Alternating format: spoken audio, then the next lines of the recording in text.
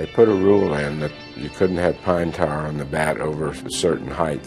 And the only reason for that was it was spoiling a lot of balls. And the clubs didn't want those balls being used that much and thrown out. All right, here's the challenge. Brett with the bat and Gossage with the ball. I gave up my share of shots heard around the world, I guess, but that was one of the biggest. The tying run is at first base and 2 out. I'm the pine tar guy, and it's not a bad thing to be remembered as.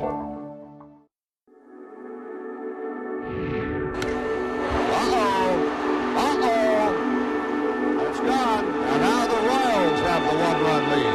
George Brett has just homered, and Billy Martin and the Yankees want the bat. And he knew George had a bat that he thought was illegal, and he waited until George got a big hit in order to bring it to the attention of the umpire. Well, what they're talking about, Frank, is that he's got too much pine tar. You've got to have a certain amount of distance from the trademark of the bat and the pine tar. They might have a legitimate gripe. George Brett looking around and wanting to know what's going on. I leaned over and I said, George, I think they're going to call you out. And he says, well, why would they call me out? And I said, well, we're in New York, and Billy's got all the umpires out in the center of the field. Our manager's still on the bench, and I just don't think we have a chance on this one. I said, if they call me out for using too much pine tar, I'll run out there and I'll kill one of those SOBs. And as soon as I said SOBs, the Tim McClellan, the umpire, who stands 6'6" and weighs 250, is looking for me in the dugout. Hey, there you are, you're out. Oh, look at this.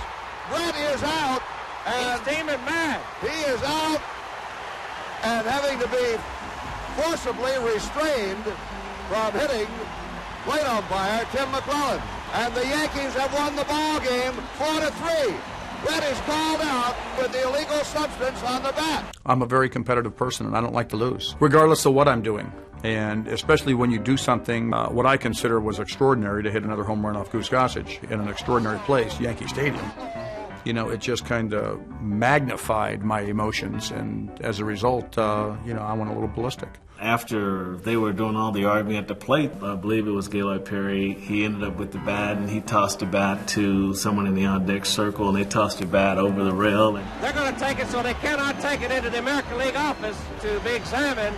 Well, a Yankee security person and one of the umpires quickly are chasing whoever has the bat. And he had this bad boy running up the aisle toward the clubhouse with the bat, and he got all the New York City police chasing the kid after the bat, and then cornered him in the clubhouse. Well, I've seen players called out for using an illegal bat, never so an important hit. I've never seen this in my life.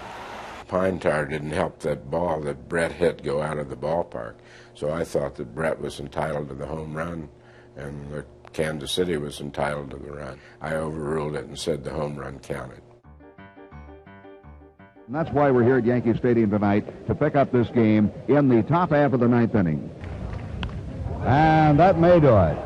Frank White over to John Wathan, and the pine tar game is over. I look back at it and laugh. I think it's the funniest thing that ever happened in my career. My son Jackson, every once in a while, he'll say, Dad, put in that movie where you hit the home run, and then you run out and you're real mad.